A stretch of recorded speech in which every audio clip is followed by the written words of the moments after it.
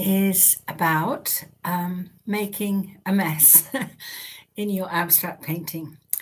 I've had so many questions from various students about what they can do when they make a mess or they think they make a mess with their painting.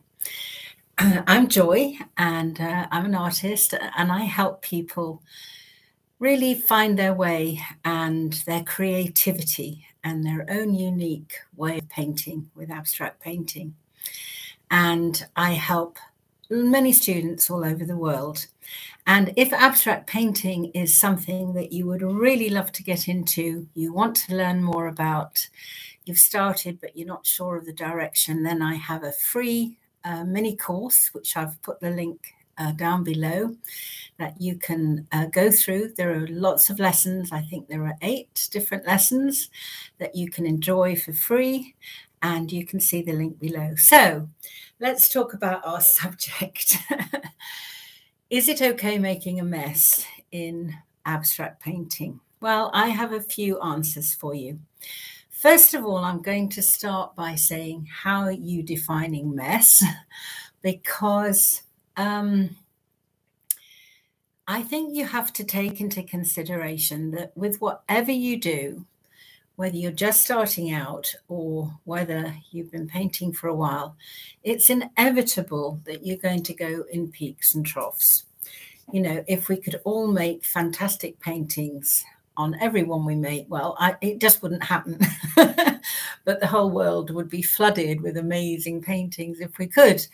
But I would say out of every 10 paintings that I do, maybe one of them is okay. But it rather depends on how you're thinking about it. It's a mindset and what you're starting off with the mindset. So first of all, I would say before you even begin painting, you need to focus your energy and yourself on what you're doing. Bring your whole self to it, because if you do that, you block out everything else, and you're moving from your left side of your brain into your creative side, your right side, to actually bring something forth from you. So in order to do that, you need to focus before you begin. I do that with some deep breaths, maybe even a short meditation, just to kind of get rid of the hubble bubble of what's been going on in the day and going on in my life, just to focus my energy on my painting. And I would absolutely strongly suggest you do the same. And it helps you focus and give yourself an intention. How are you feeling? What do you want to express in your painting? Now, if you find yourself veering off, it's fine. You know, there are no rules, but you just want to set the scene for yourself in your mind of what you're doing and why you're doing it. So why are you doing it? Why are you doing the painting? What is it that you want to achieve? What is it that you're feeling? So these are all kinds of really good backdrops to your feeling and thinking, if you're going to think, about your painting. One of the things that I think is really so important is to remember that although people seem to have this strange idea that abstract painting is simple, that, you know, oh, a child could do that kind of thing. We've all heard that before. It's not simple at all, simply because you are accessing something inside you that is an emotion, that's a feeling that you don't know what's going to happen on the paper. You know, if you're doing a landscape or you're doing still life, painting flowers, and you're looking out there, looking at the subject, it's a very different sensation. It's a different set of skills. Obviously, you know, you want to learn how to draw it, how to get it in perspective, all those kind of things that are applicable to doing those kind of paintings. But when you're doing abstract painting, it's something that's coming from inside. It's something that you don't see out there. You have to look inside. I think it was Gauguin that said, you close your eyes in order to see. And yeah, in fact, a fantastic exercise to do to warm up before you even begin a painting is to close your eyes and just do free drawing.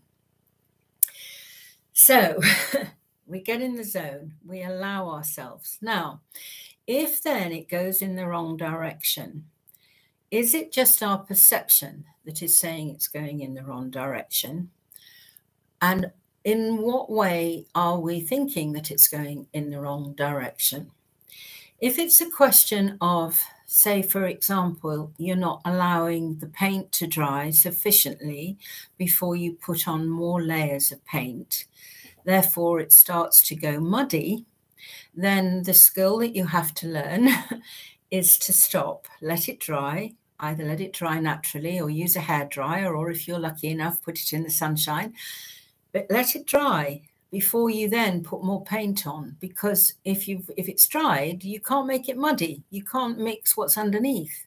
So you have to take your time and maybe have a little patience. And, you know, working in acrylic, they're fantastic because, you know, they dry so quickly. We're not working in oil. I mean, I take my hat off to anybody who does abstract painting in oil, because my experience of doing that, I just haven't got the patience to wait for it to dry. So we're very lucky with acrylics to be able to do that. So, okay, it might take 10 minutes, it might take half an hour, but it doesn't matter. So first of all, if it's going muddy, then you're mixing too many paints up together too quickly and not allowing them to dry. But actually, if it does go muddy and you want to change it, then add a little bit of white. Adding white to muddy colors gives you some fabulous tones. You'd be amazed. Try it. If that happens, what have you got to lose? You can always let that dry and paint over it. So let's go back to, are we making a mess? No. I don't have that in my vocabulary. I don't think there's such a thing. It just goes in a direction. Maybe it's the direction that we don't want it to go in, but however, that doesn't matter because you can take it in another direction. There aren't rules. And with whatever you do, whichever way it goes, it's a learning process, because if it goes right, you remember how it goes right. You commit that sensation. Oh, I did that and it went right. You put that in the box in the brain. If it goes wrong, apparently, you can say, okay, that's not gone in the direction I want, and remember what you did that took it there. So with whatever you do, it's a learning process. And you know, when I consider, I've been painting, gosh, I don't know how many years, hundreds of years, at least 30, if not more, longer actually, 40. Yeah. I'm still learning, and I still do things and they go in the wrong direction, and I paint over things and I put new layers on and I put new layers on to this day. You know, I can't set out and say, I'm going to make a fantastic painting. It doesn't work like that. Not when you're coming from inside out. It's different if you're doing, you know, some different kind of subject. Abstract is unique insofar as it's something that comes from your heart and soul, and it's intuitive and spontaneous and unexpected, and you don't know what's quite going to happen. You might have a plan. You might have a plan of your composition, and obviously you probably have a plan of your palette, whether you've got a limited palette or you're using lots of colors. And through experience, you get the skills of how to put those things together, those elements. But that takes time, and you're learning all the time. It's like anything. Any skill takes time to learn. And my observation is that new people who are starting out on the abstract journey can tend to get very demotivated and disappointed because they can't do it in a week. Well, sorry, guys. You know, if you do it in a year, then thumbs up to you. Some things might work really well just by apparent accident because you've just let go and it just comes together and it's fantastic. But to plan and sort and know and get it all together, let go and then just allow it to happen, you need quite a lot of skill and understanding of how that paint works and what your tendency is towards painting, and the ability to change things if they go off on a tangent. But actually, when we're talking about making a mess, learn from it, use it, turn it into something else.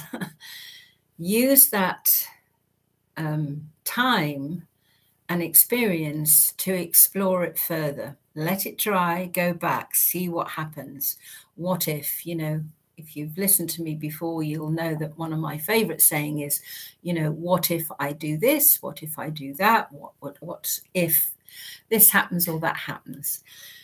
The thing about the abstract is it just gives you the ability to explore, to have an adventure, to find something out, to discover something about not just the paint, but about yourself. You know, some days, I'm not going to go on for much longer. Sorry, I can ramble forever.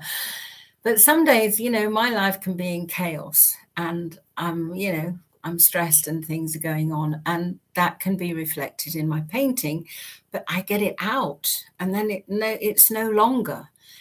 You know, maybe when you first start, if you're feeling anxious, if you're feeling, oh, all those negative stuffs, just do free drawing. Just give yourself 15 minutes and do something that expresses that. Just scribble it. Who cares? But you acknowledge it, and then you can take a breath, you can relax and get into the zone and start to be creative. So I hope that's helpful. And when you start your painting, just be curious as to what's going to happen. You know, just have fun with it. It's an adventure. You know, you're going on this wonderful journey of finding out what the paint will do and finding out what you will do. I never know from one painting to the next what it's going to show me. It's a reflection of something about myself. And you'd think, you know, at my age, I'd probably know a bit more, but it's always something different and something new and interesting. So if you want a refresh on getting back to basics, then my free mini course will do just that. If you want to just explore whether abstract painting is for you, if you're going to enjoy it, then you'll do that too. So I shall look forward to seeing you on the next video, and I hope that this has been helpful. So take care and all the best. Bye for now.